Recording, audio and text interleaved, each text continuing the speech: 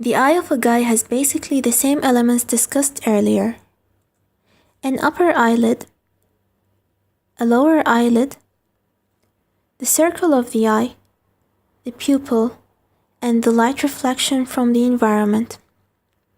I'll discuss the eyelashes later. So let's draw it in more details.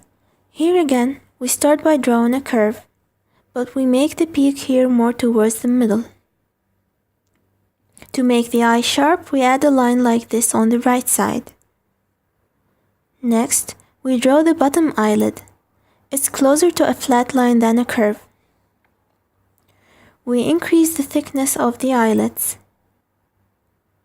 more towards the middle here, and leave the ends thin.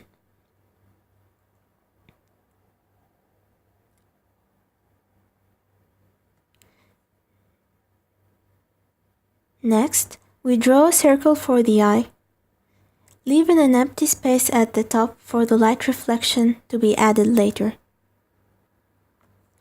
Since the shape of the eye is circular, we draw a circle for the eye pupil.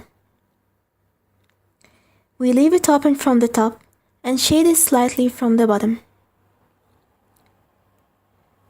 Next, let's draw the light reflection as ovals from the top and the middle again.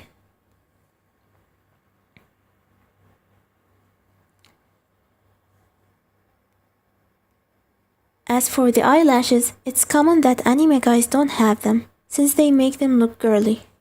To be a bit realistic, however, we can add very few of them and make them so short such that they don't indicate any girliness.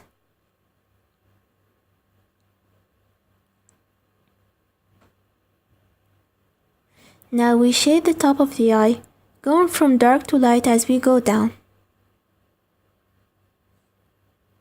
And finally, we can add a line at the top to indicate that the eyelid is slightly closed.